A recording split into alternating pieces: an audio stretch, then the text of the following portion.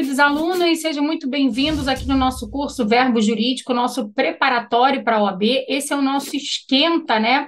O nosso esquenta para a prova, que vai ter agora no mês de novembro. Eu sou a professora Rebeca Eckstein e nós vamos trabalhar na nossa aula de hoje a disciplina Direito Empresarial. E dentro do Direito Empresarial, a gente vai começar fazendo uma revisão dentro da parte de teoria da empresa, depois a gente vai falar um pouquinho sobre o direito societário e aí a gente pula para a recuperação e falência, abordando aí os pontos principais, aqueles que são mais relevantes, algumas alterações, alguns temas que são recorrentes em prova, tá?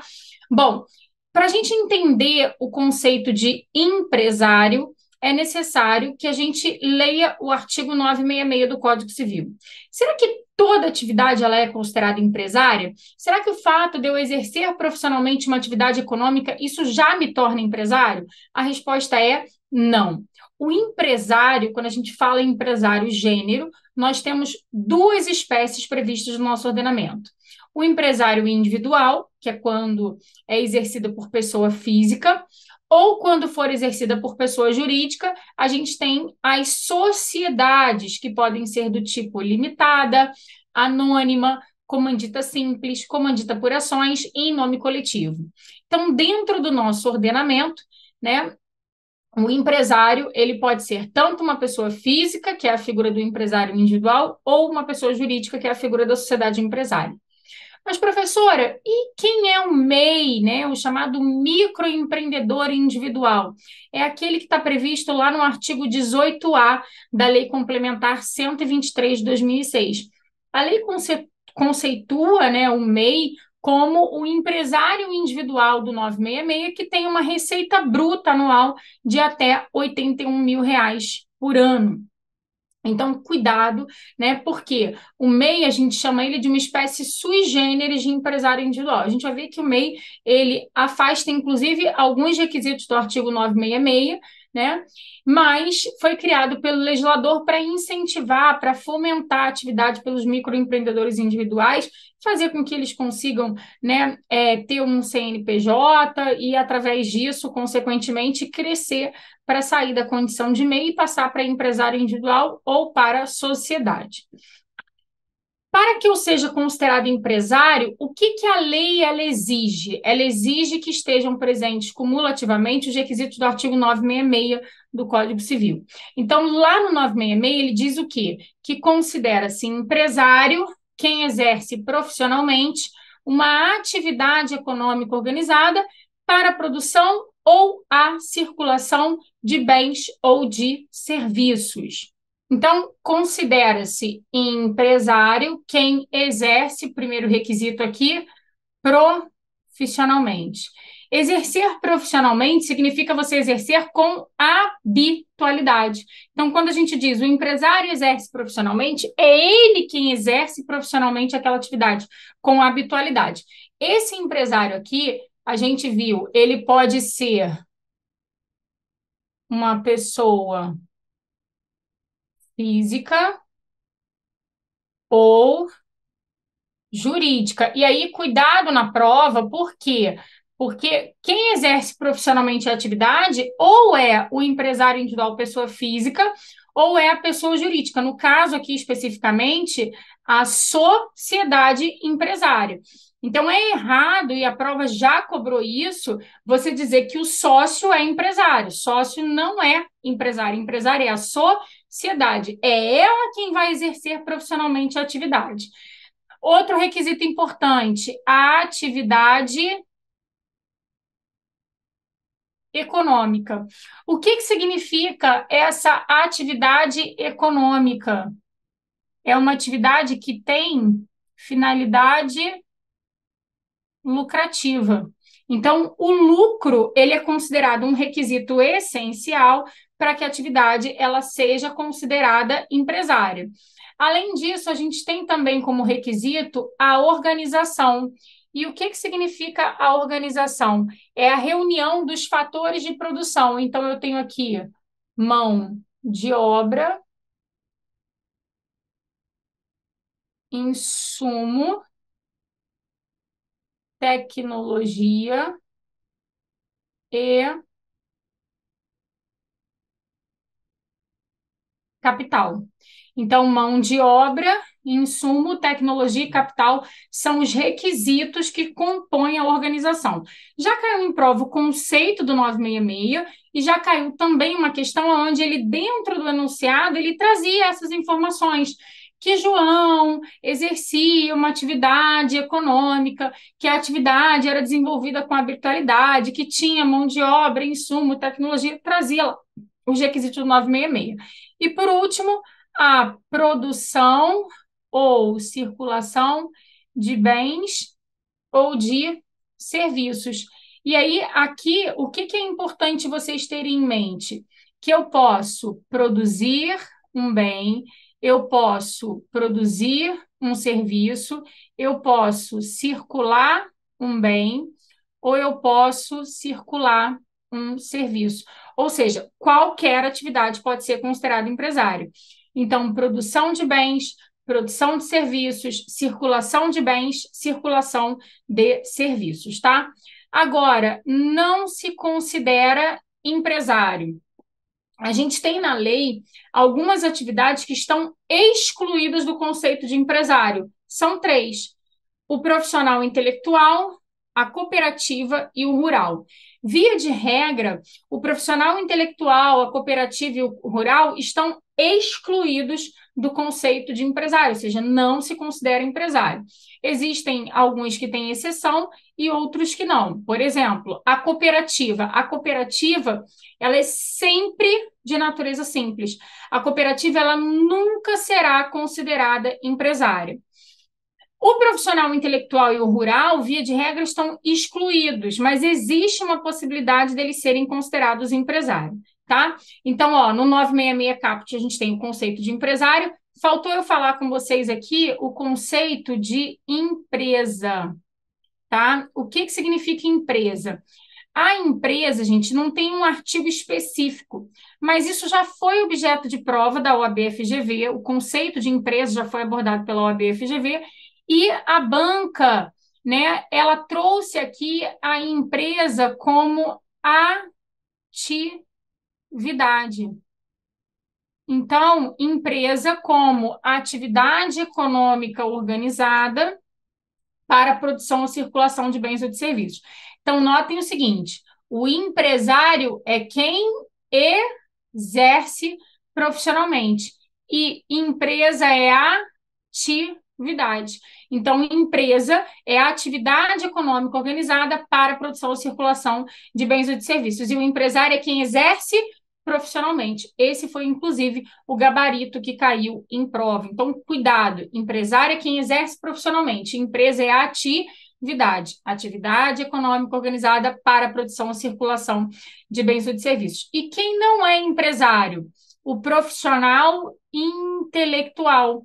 O profissional intelectual, ele não é, via de regra, considerado empresário, ainda que ele exerça atividade de natureza científica, literária ou artística. Então, o profissional intelectual não é considerado empresário, ainda que ele exerça atividade de natureza científica, literária ou artística. O que significa isso? Médico, advogado, pintor, escritor, economista, administrador, arquiteto, engenheiro são profissões intelectuais. Então, o profissional intelectual, ele não é considerado empresário, ele exerce atividade de natureza simples. Ainda que ele faça isso com o concurso de auxiliares ou de colaboradores. O que significa isso? Concurso de auxiliares ou colaboradores. Se ele tem, por exemplo, um consultório, onde ele tem uma secretária, onde ele tem uma copeira, ele tem um auxiliar de serviços gerais, né? Ele tem ali uma série de funcionários, de colaboradores que auxiliam a atividade no dia a dia. Isso por si só não faz com que essa atividade seja considerada empresária. Isso não faz com que, por si só, que essa atividade seja considerada empresária. O que vai fazer com que o profissional intelectual ele seja considerado empresário? Isso aqui é muito importante. O que vai fazer com que ele seja considerado empresário é o exercício, ó, salvo se o exercício da profissão constituir elemento de empresa. O que significa constituir elemento de empresa? É quando a profissão intelectual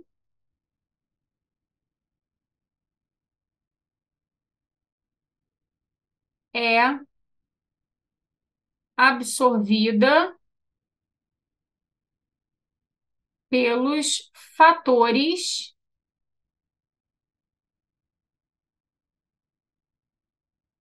de produção. Quando a profissão intelectual ela é absorvida pelos fatores de produção, mão de obra, insumo, tecnologia e capital, a atividade deixa de ser simples e passa a ser empresária. Então, na verdade, na prova não tem muito que você pensar. Se aparecer a expressão que constitui elemento de empresa, você vai marcar que a atividade ela é empresária, tá?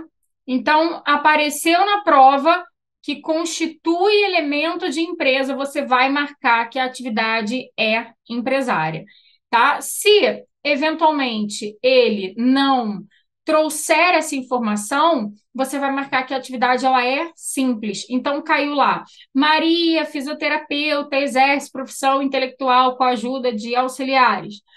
Com relação a Maria, assinale a alternativa correta. Aí vinha lá: Maria não é empresária por exercer profissão intelectual.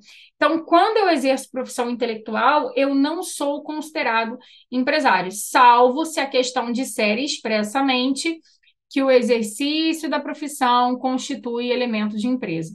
Elemento de empresa, essa aqui é a palavra-chave para a prova, tá? Elemento de empresa. Outra coisa importante, o empresário, que é esse aqui do 966, ele precisa realizar a inscrição dele no registro público de empresa mercantil, que é vulgarmente chamado como junta comercial, tá? Então, ele exerce atividade empresária independentemente do registro. O registro ele tem natureza declaratória, ele não tem natureza constitutiva, não é um registro que me confere a condição de empresário, e sim o preenchimento dos requisitos do artigo 966 do Código Civil. Então, é importante o registro para que você exerça atividade de forma regular, antes de você iniciar a sua atividade. Você deve realizar a inscrição, né, o seu registro no órgão competente. Se eu não tiver registro, cuidado, porque ainda assim a atividade vai ser considerada empresária. Inclusive, o empresário que não tem registro pode ter a falência dele decretada. Para que eu tenha falência decretada, é necessário que eu exerça atividade como empresário e não que eu tenha um registro no órgão competente, tá? Próxima exceção que a gente tem, que a atividade também não é considerada empresária, a atividade ela é considerada de natureza simples, é o rural. O rural também não é considerado empresário. O rural ele exerce atividade de natureza simples. Então, aquele cuja principal atividade constitua, né, cuja principal profissão constitua a atividade rural, poderá, isso é importante destacar aqui com vocês, requerer a sua inscrição no registro público de empresa mercantil. Então, cuidado, porque a lei fala que pode, né? Então, é uma faculdade. Para o rural, o registro é facultativo. Então, o rural se registra se ele quiser, é uma faculdade. Então, se ele quiser ser equiparado, ele realiza a sua inscrição no registro público de empresa mercantil, vulgarmente conhecido como junta comercial, e ele será equiparado ao empresário, tá?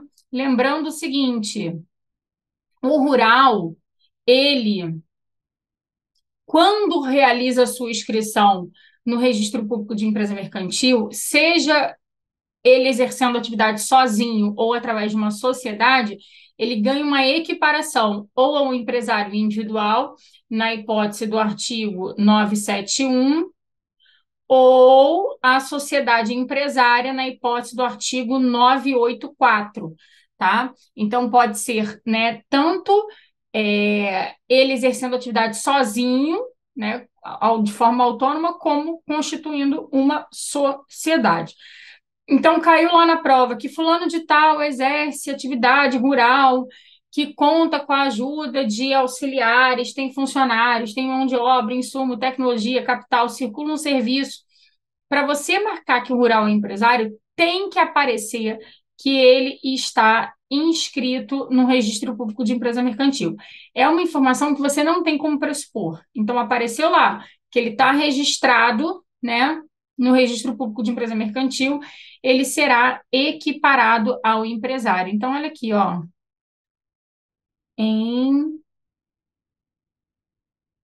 empresário, tá? O iniciozinho aqui da sigla Registro Público de Empresa Mercantil. Então, cuidado, apareceu lá na prova que a pessoa exerce atividade rural, se disser que tem registro no Registro Público de Empresa Mercantil ou na junta comercial, você vai marcar que é empresário. Do contrário, a atividade é considerada como simples. Outra coisa importante, o 971, ele ganhou o parágrafo único, onde ele diz que aplica-se o caput, né, à associação que desenvolva atividade futebolística em caráter habitual e profissional.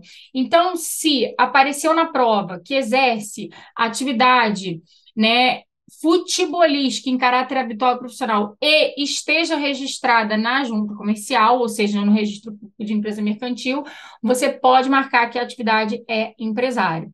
Então, a associação, via de regra, ela não é empresária, porque ela não tem finalidade lucrativa, assim como a fundação também não é empresária, porque não tem finalidade lucrativa. Porém, contudo, se aparecer na prova que a associação desenvolve atividade futebolística em caráter habitual e profissional, você vai marcar que ela será considerada empresária, tá? Tem que aparecer lá que ela está registrada na junta comercial e tem que aparecer que é uma associação que desenvolva atividade futebolística em caráter habitual e profissional.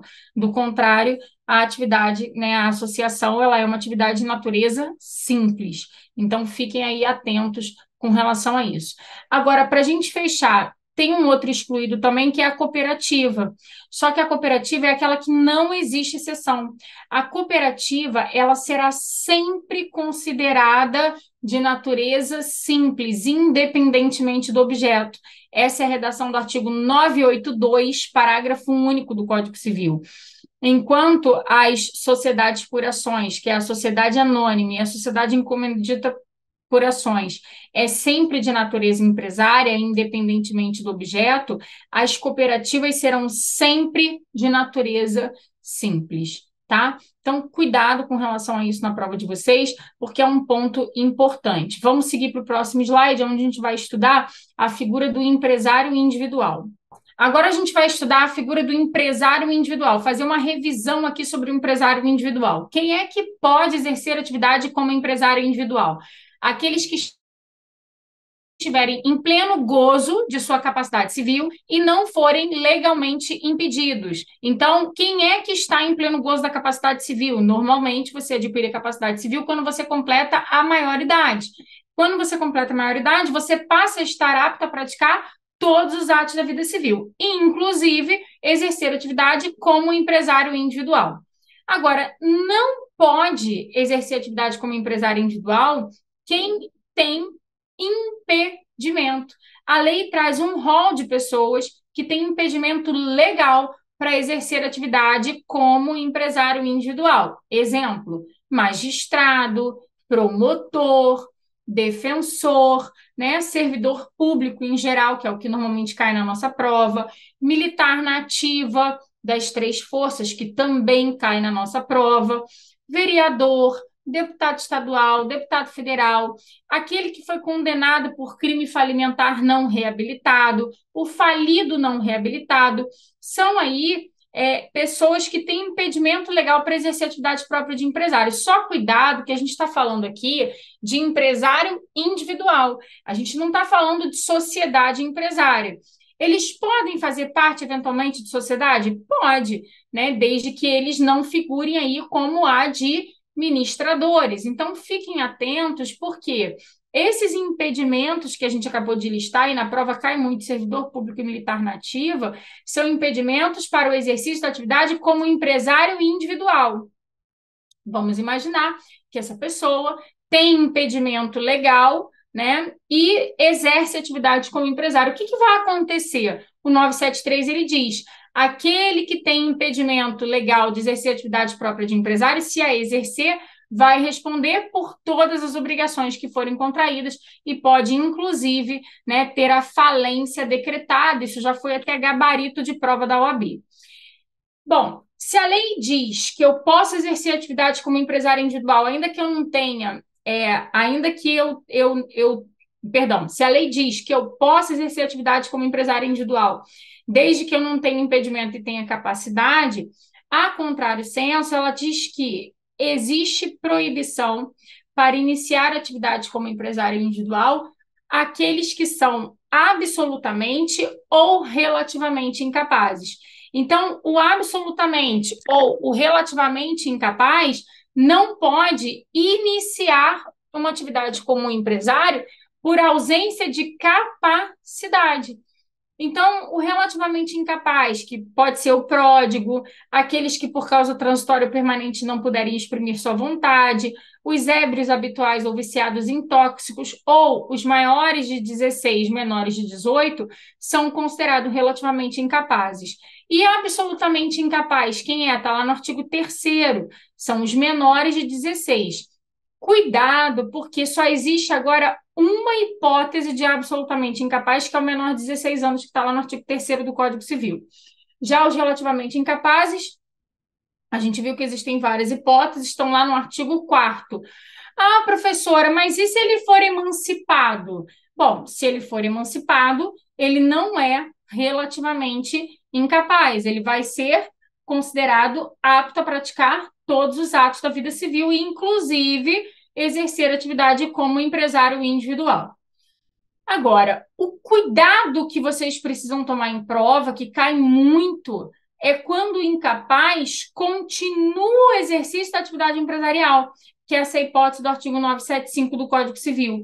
O 975, ele diz que o incapaz, por meio de um representante, quando ele for absolutamente, ou assistente, quando ele for relativamente, poderá continuar o exercício da empresa antes exercida por ele enquanto capaz, aqui ele está falando da incapacidade superveniente, por seus pais ou pelo autor da herança, aí a gente já está diante da sucessão por morte, são hipóteses em que ele herda a empresa por herança.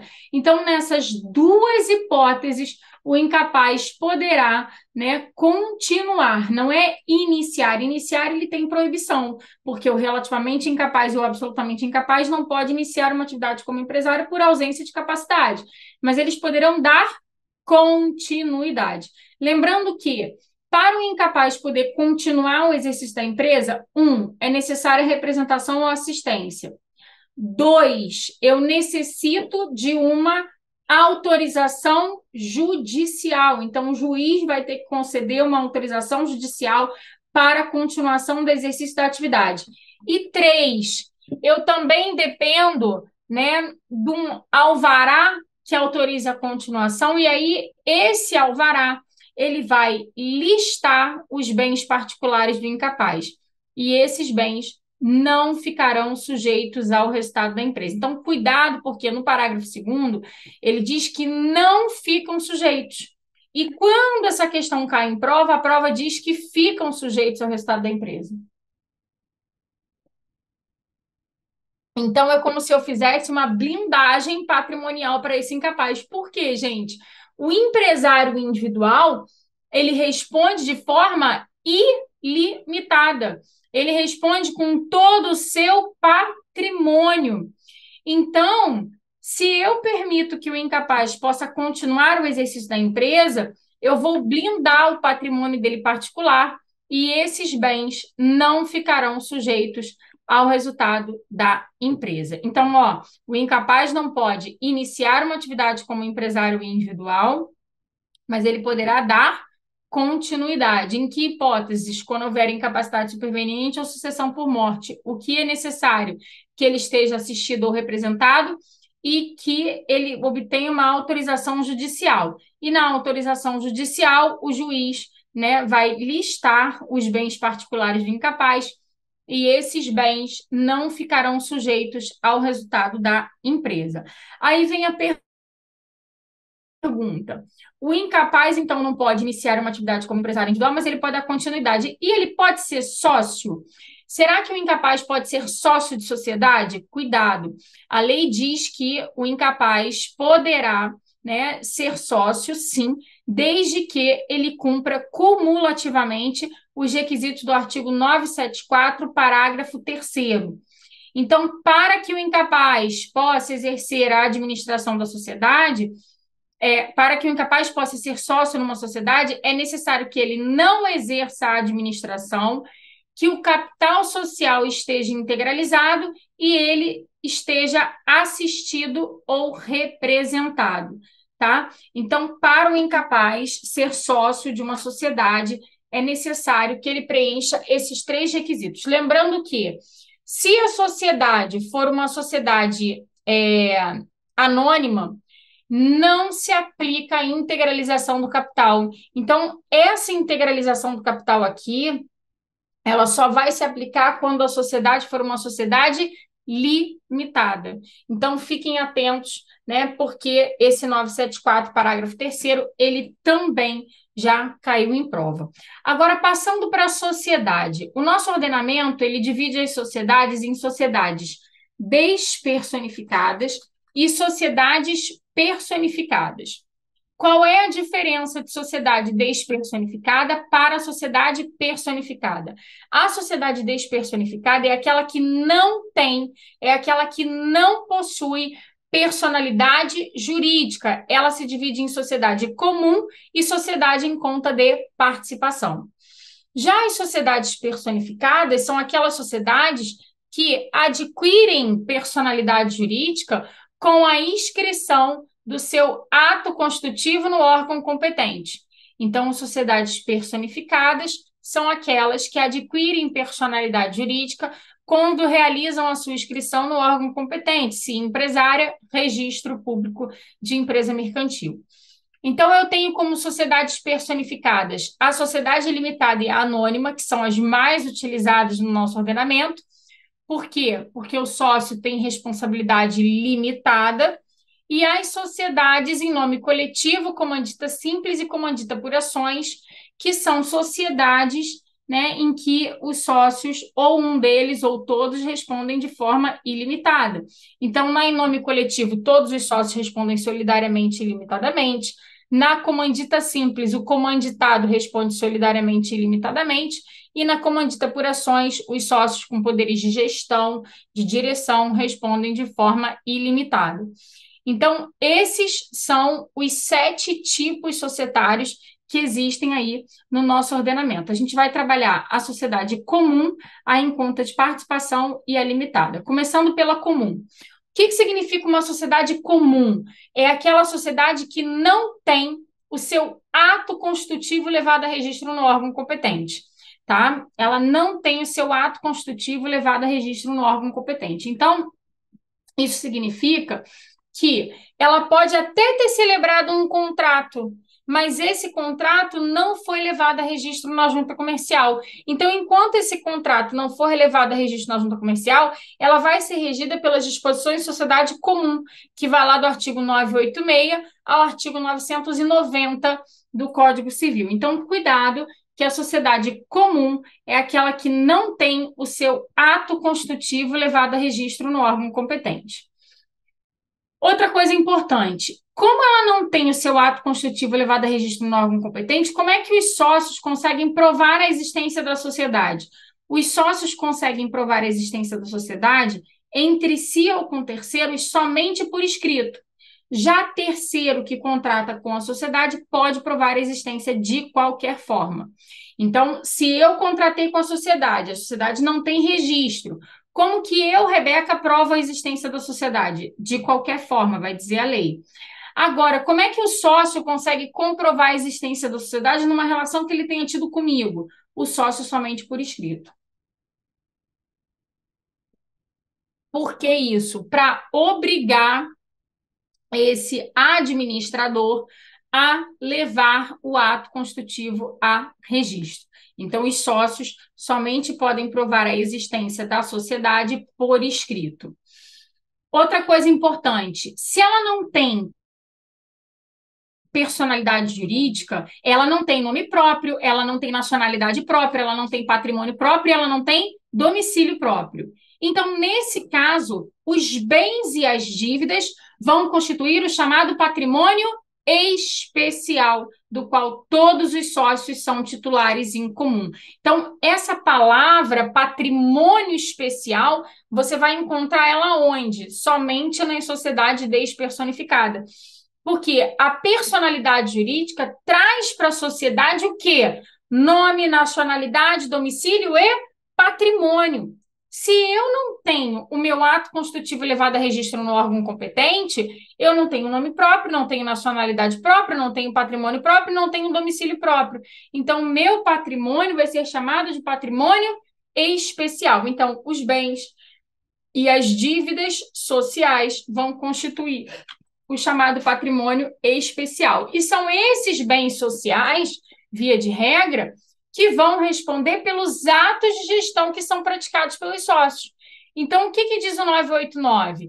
Que os bens sociais, eles respondem pela gestão praticada por qualquer dos sócios, salvo o pacto limitativo de poderes, que somente tem eficácia contra terceiro que conheça ou deva conhecer aquele pacto. Então, é possível que os sócios, né, limite o poder de cada um, mas esse pacto só vai ser aplicado ao terceiro quando o terceiro tinha conhecimento ou deveria ter conhecimento daquela limitação. Do contrário, a eficácia não vai atingir terceiro, justamente porque o que dá publicidade é o registro. Quando eu registro, eu dou publicidade. Se eu não registro, não dou publicidade. E aí, consequentemente, como é que eu vou saber quais regras, quais normas regem aquele determinado contrato?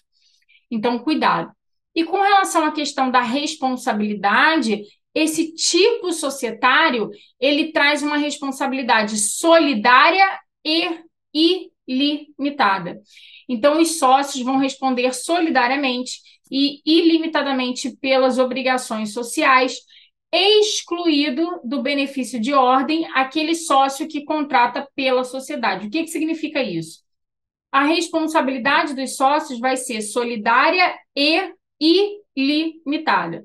Mas é possível que quando o terceiro ele venha cobrar da sociedade uma determinada dívida e ele queira atingir o patrimônio de João, João possa se valer do benefício de ordem. O que é isso? João exigir que primeiro sejam exauridos os bens sociais para depois atingir, né, o seu patrimônio. E aí, quando a gente fala que os sócios respondem solidariamente e ilimitadamente, excluído do benefício de ordem quem contrata pela sociedade, a gente está dizendo que quem contrata pela sociedade não pode se valer do benefício de ordem.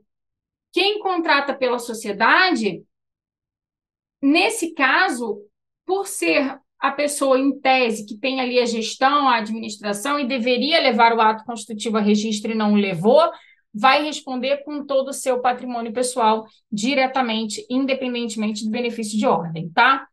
Sociedade em conta de participação, que também é uma modalidade despersonificada. Esse tipo de sociedade, ele tem dois sócios. Ele tem o chamado sócio ostensivo, que é aquele quem pratica o objeto em seu nome individual e sob sua exclusiva responsabilidade, e tem o sócio participante, que é aquele sócio que injeta dinheiro na sociedade, que investe dinheiro na sociedade, mas que tem a sua responsabilidade limitada ao valor do investimento que ele fez. Obriga-se perante terceiro tão somente o sócio ostensivo, porque é ele quem aparece na relação perante terceiro. É muito comum isso em flat, né? Que lá no flat você tem um flat, aí você faz uma sociedade em conta de participação com a administradora e a administradora administra o seu flat e te passa ali um percentual dos lucros que você obtiver com aquela locação. Então, obriga-se perante terceiro unicamente o sócio ostensivo. Agora, a lei autoriza, né, que, havendo pluralidade de sócio ostensivo, a gente tem aí a atribuição para cada um deles das suas tarefas, das suas atividades. Porque como o ostensivo ele é o único responsável, né? Ele vai responder sob sua própria e exclusiva responsabilidade. Nesse caso, então, eu tendo o sócio ostensivo, se houver pluralidade, eu tenho que determinar qual é a responsabilidade de cada um deles, tá? A constituição da sociedade em conta de participação, ela tem uma característica própria, que é justamente, né, ela independer de qualquer formalidade. Então, ainda que ela seja realizada de forma verbal, ela é válida, e ainda que o ato constitutivo seja levado a registro no órgão competente, ela vai adquirir personalidade, ela não vai adquirir, perdão, personalidade jurídica. Se eu tiver um contrato, então, registrado, esse contrato só é válido entre os sócios, né? A inscrição desse contrato no órgão competente, que eu posso realizar para me resguardar, tá? Não vai conferir personalidade jurídica à sociedade. Além disso, essa sociedade ela também não tem patrimônio próprio, nacionalidade própria, domicílio próprio e nome próprio, então os bens e as dívidas vão constituir o chamado patrimônio especial. Então, a contribuição do sócio ostensivo constitui com a do sócio participante o chamado patrimônio especial, do qual os sócios são titulares em comum. A especialização patrimonial que existir, né, através de pacto, ela somente produz efeitos entre os sócios. Outra coisa importante, o sócio ostensivo não pode admitir novos sócios sem o consentimento dos demais.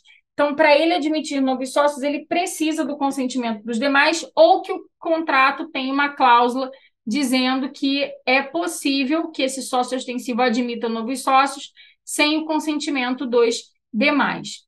Então, o Vanderlei Silva, ele criou uma sociedade em conta de participação, onde qualquer um de nós poderíamos investir na sociedade dele, onde ele era o ostensivo e nós o participante. E como ele queria arrecadar o máximo de dinheiro possível para abrir, né, várias unidades, né, da academia dele, ele criou essa sociedade em conta de participação para que todos pudessem investir dinheiro ali, né? E, consequentemente, ao investir dinheiro, conseguir fazer com que aquela sociedade ela cresça e ele abra várias unidades em vários lugares. Então, fiquem atentos, porque o sócio ostensivo pode admitir novos sócios se ele colocar uma cláusula no contrato. Do contrato, se o contrato for emisso, vale o que está previsto no 995 e ele não poderá admitir novos sócios sem o consentimento dos demais. Aplica-se à sociedade em conta de participação subsidiariamente às normas de sociedade simples. Esse capítulo de sociedade simples ele é quase que um capítulo universal. Por quê? Porque eu permito, né, que as regras que vão lá do 997 a 1038 sejam aplicadas para vários tipos de sociedades previstas no nosso ordenamento, tá? E se tiver mais de um sócio, é possível que eu realize a prestação de contas, tá? Havendo mais de um sócio, é possível que eu realize que as contas sejam prestadas e julgadas no mesmo processo, tá? Então, essas são as normas aí de sociedade simples e em conta de participação. Só uma observação importante. Na sociedade em conta de participação, né? Ainda que eu leve o contrato a registro, ela não vai adquirir personalidade jurídica. Na sociedade comum, ao pegar o meu contrato social e registrar ele na junta comercial, a sociedade vai adquirir personalidade jurídica, tá? Então, se ela registrar, ela adquire personalidade jurídica. Isso, a sociedade comum. A em conta de participação, ela nasce e morre despersonificada, tá bom? 1052. O 1052, ele inaugura o capítulo de sociedade limitada. Algumas coisas importantes eu separei aqui para trabalhar com vocês. Primeiro, a sociedade limitada, ela é uma sociedade que ela pode ser de pessoas ou ela pode ser de capital. A sociedade limitada, ela tem uma novidade de poder ser instituída por uma ou mais pessoas. Então, é o único tipo societário, né, do Código Civil que admite ali que a sociedade seja constituída por apenas um único sócio, porque a regra geral é a pluralidade de sócio, eu exigir a pluralidade de sócio. A limitada não, ela pode ser constituída por uma ou mais pessoas. Se ela for chamada de unipessoal, eu vou aplicar para ela o documento de constituição do sócio único, as disposições relativas ao contrato social, tá? Outra coisa importante, vou fazer parte da sociedade limitada. Eu posso, né, ceder a minha cota? O que a lei fala sobre a cessão de cotas? A lei diz que, na omissão do contrato, o sócio ele pode ceder a sua cota, total ou parcialmente, a quem seja sócio, independentemente da anuência dos demais. Então, se o contrato for omisso, o sócio pode ceder, tá? Total ou parcialmente as suas cotas, seja para quem já seja sócio ou para terceiros, se o contrato social permitir, né, a cessão de cotas para terceiros. Então, a cessão ela tem efeito quanto à sociedade e a terceiro, inclusive, para fins do parágrafo único, a averbação do respectivo instrumento. Então, se eu causei, eu pego lá e averbo.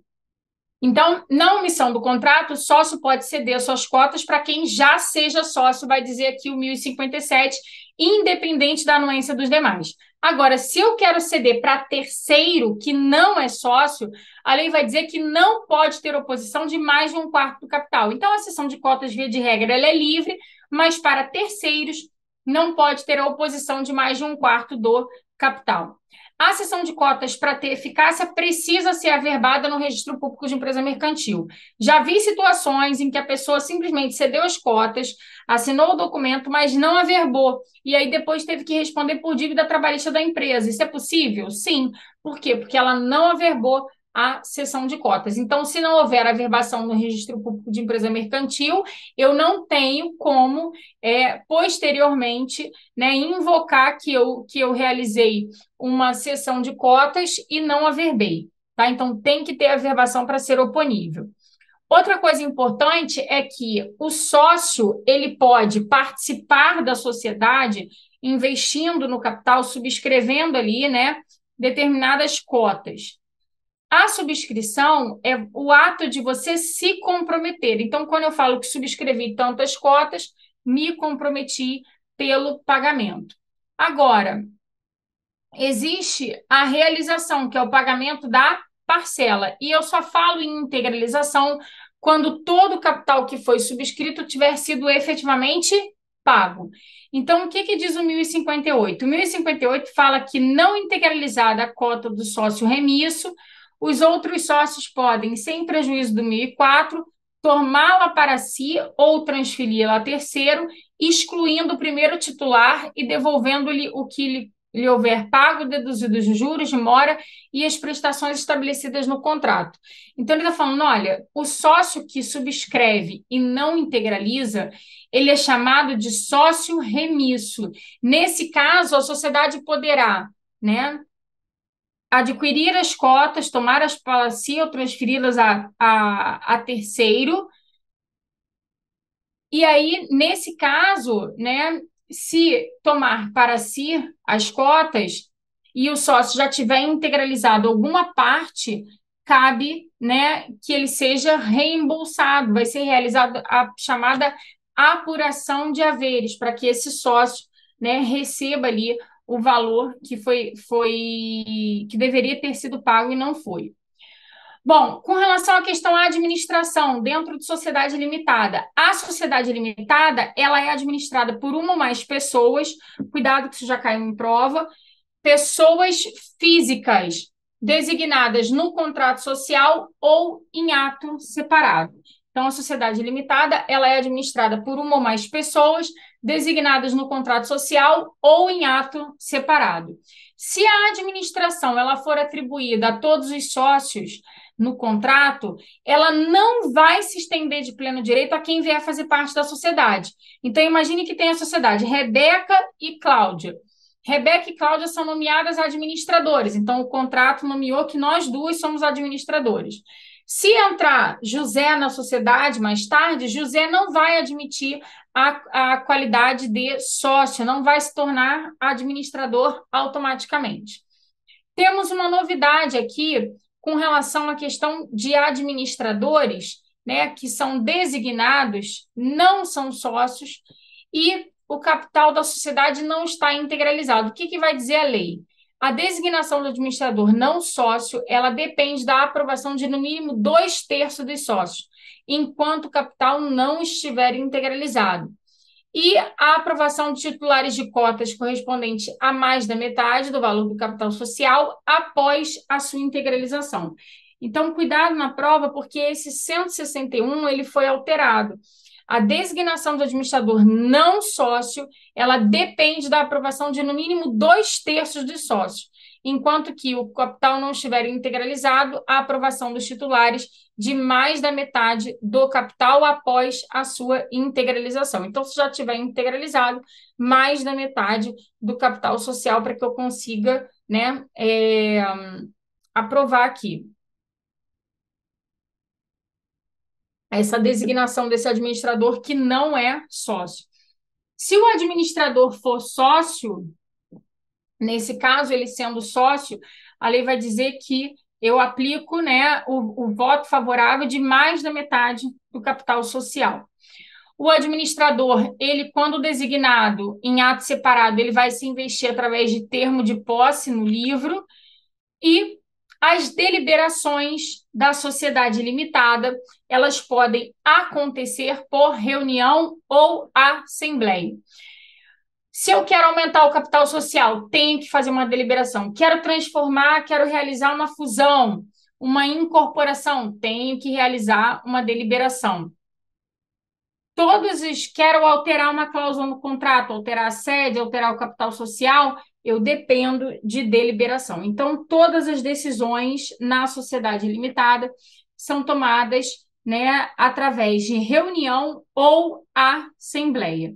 A reunião, o procedimento de convocação é muito mais fácil do que da assembleia. Então, na reunião, eu posso convocar, por exemplo, pelo WhatsApp. A assembleia, não, eu dependo de publicação, tenho que respeitar o que está previsto na lei. E a novidade é que é possível que essa assembleia ela ocorra através, né, de modo virtual. É possível que ela ocorra à distância. Então, o 1080, ele diz que o sócio pode participar e o sócio pode votar à distância, em reunião ou assembleia. Outra coisa importante, se o número de sócios dessa sociedade for superior a 10, obrigatoriamente as deliberações deverão ocorrer por assembleia. Tá? Então, até 10 sócios, reunião, assembleia, acima de 10 sócios, né? Somente por assembleia. Recuperação judicial e falência, mudando aqui de tema. A Lei 11.101, ela se aplica para o empresário individual e para a sociedade empresária. Então, lá no artigo 1º da lei, ele traz a aplicação. O artigo 2º vai trazer a quem a Lei 11.101 não se aplica. E aqui, especificamente, além dos excluídos, a gente tem que observar o artigo 6º, parágrafo 13º. Então, olhem só. A empresa pública e sociedade de economia mista não pode se valer da Lei 11.101, ela não pode pedir recuperação judicial, por exemplo, e as instituições financeiras públicas ou privadas, cooperativa de crédito, administradora de consórcio, sociedade seguradora, operadora de plano de saúde, capitalização e entidade de previdência complementar. Então, o artigo 2º traz esse rol, que é um rol extenso, de atividades que estão excluídas da Lei 11.101. qual é o cuidado que vocês precisam tomar em prova? Se aparecer lá, sociedade operadora de plano de saúde, né, constituída sob forma de cooperativa, tá? Cuidado, constituída sob forma de cooperativa, eu não aplico a exceção do artigo 2º, inciso 2º. Ou seja, ela pode se valer da Lei 11.101. Então, cuidado, porque quando a gente lê o artigo 2º, ele fala que operadora de plano de saúde está excluída da Lei 11.101. Por quê? Porque ela não exerce atividade, né? A operadora de plano de saúde vai exercer uma atividade aqui sob forma de cooperativa que não tem a finalidade lucrativa.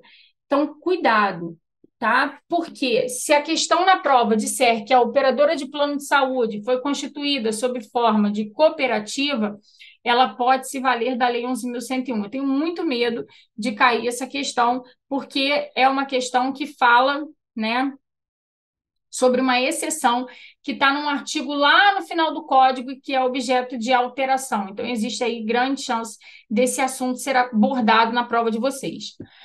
Com relação ao juízo competente, qual o juízo competente na falência, tá? Ou na recuperação judicial? É o juízo do local do principal estabelecimento do devedor ou da filial da empresa que tenha sede fora do país. Então, o juízo competente, artigo 3º.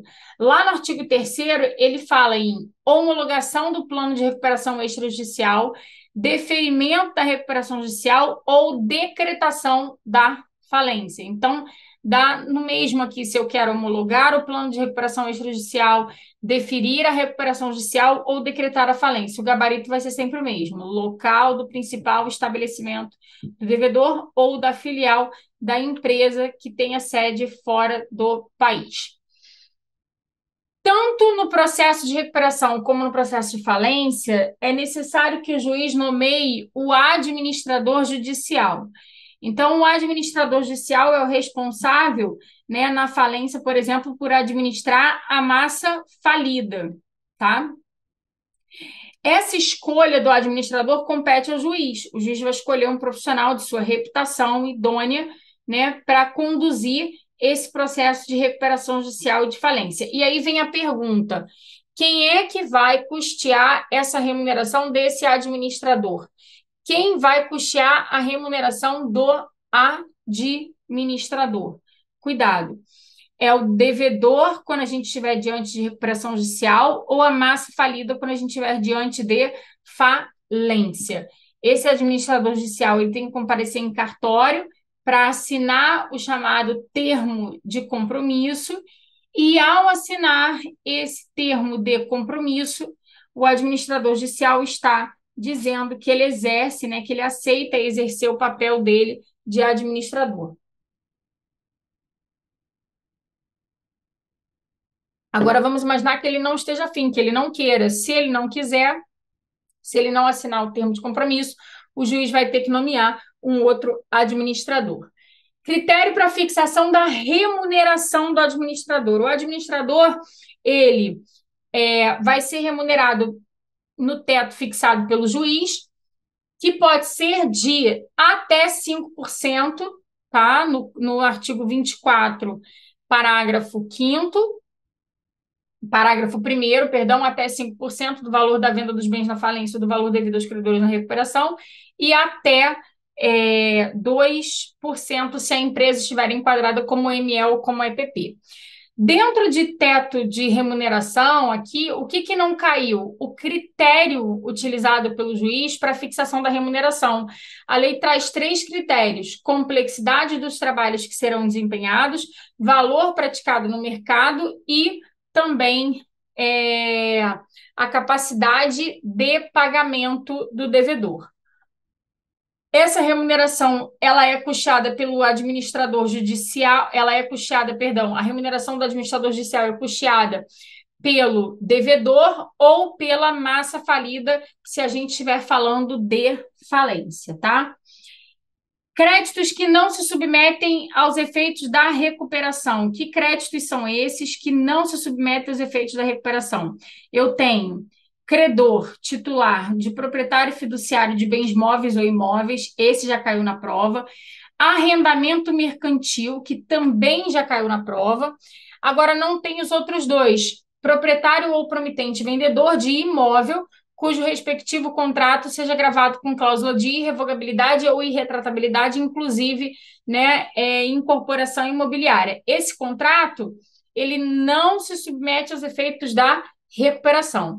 Também, né, não se submete aos efeitos da recuperação o proprietário de contrato de venda com reserva de domínio. E, por último, eu tenho lá o contrato do artigo 49, parágrafo 4º, que fala: quantia entregue ao devedor decorrente de adiantamento de câmbio para exportação.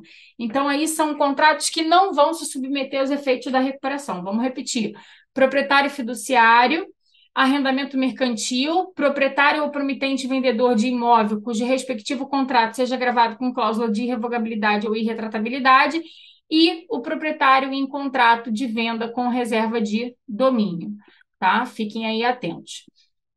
Quais são os requisitos para que eu possa pedir recuperação? Isso também já foi objeto de prova. Primeiro requisito muito importante: é necessário, né, que o devedor ele esteja exercendo regularmente as suas atividades há mais de 2 anos. Também é necessário que ele não seja falido. Se algum dia ele foi falido, que estejam declaradas por extintas, estejam declaradas extintas por sentença transitada em julgado as responsabilidades daí decorrentes, que ele não tenha menos de 5 anos obtido a concessão da recuperação judicial, que ele não tenha menos de 5 anos obtido a concessão da recuperação judicial especial e que não tenha sido condenado, nem tenha como administrador ou sócio controlador qualquer pessoa que tenha cometido qualquer dos crimes previstos na Lei 11.101, tá? Uma vez que o devedor ele pede recuperação judicial e o juiz defere o processamento da recuperação judicial, vai ter aí o prazo de 60 dias para que o devedor possa apresentar, né, o seu plano de recuperação judicial. Então, o plano tem que trazer lá a discriminação dos meios de recuperação, a demonstração da sua viabilidade econômica, o laudo econômico financeiro de avaliação dos bens e ativos do devedor. São aí alguns dos critérios que ele precisa observar. Recuperação judicial especial. Aqui a gente tem uma novidade também, por isso que eu trouxe esse tema. A recuperação judicial especial, ela é aplicada para microempresa e empresa de pequeno porte. Só que agora a lei foi alterada e ela permite também que o produtor rural, né, que apresente plano de recuperação judicial especial e que o valor da causa não exceda 4.800.000, pode pedir, né, recuperação judicial especial. Tá? Recuperação judicial especial. E, além disso, ele traz aqui a possibilidade da microempresa e da empresa de pequeno porte. A microempresa é aquela que tem o faturamento bruto anual de até 360 mil, e a empresa de pequeno porte é aquela que tem o faturamento acima de 360 mil até 4.800.000, tá? Então, cuidado com relação a essas duas observações aqui. O plano de recuperação judicial especial, a gente fala que ele é bem restrito, né? Ele é aplicado, né, de forma restrita porque a lei traz os requisitos e diz exatamente como o plano tem que ser autorizado. Então, fala que abrangerá todos os créditos existentes na data do pedido, ainda que não vencidos, excetuados decorrentes de repasse de recurso oficial, fiscal e aqueles do 49, parágrafo 3º e 4º. Também preverá o parcelamento em até 36 parcelas mensais iguais e sucessivas, e o pagamento da primeira parcela tem que ser no máximo em 180 dias. Vai estabelecer também se existe necessidade de autorização para o juiz, após ouvido o administrador judicial e os membros do comitê, para o credor aumentar a despesa ou para ele contratar empregados, tá? E para a gente fechar aqui, o pedido de recuperação judicial com base no plano especial não acarreta a suspensão do curso da prescrição e nem das ações e execuções por créditos não abrangidos pelo plano. A recuperação judicial especial, ela também tem como característica aqui, né, que eu não tenho convocação de assembleia de credores para deliberar sobre o plano. O juiz ele vai conceder a recuperação judicial se ele entender que foram atingidos os critérios legais. Então, o juiz ele vai abrir prazo para se manifestar sobre o plano, né, que será feito pelos credores através de objeção. Então, os credores poderão apresentar objeção ao plano, né? Se essa objeção for de mais da metade de qualquer dos créditos, é possível que seja decretada a falência, tá? Então, esse é o pedido de recuperação judicial especial. Vamos encerrar aqui a nossa revisão, né? Espero que vocês tenham gostado. Cuidado que alguns pontos a gente falou são novidades e podem estar eventualmente presentes na prova de vocês. Outros são recorrentes, já caíram outras vezes, tá bom? Beijo muito grande para vocês. A gente se encontra numa próxima oportunidade.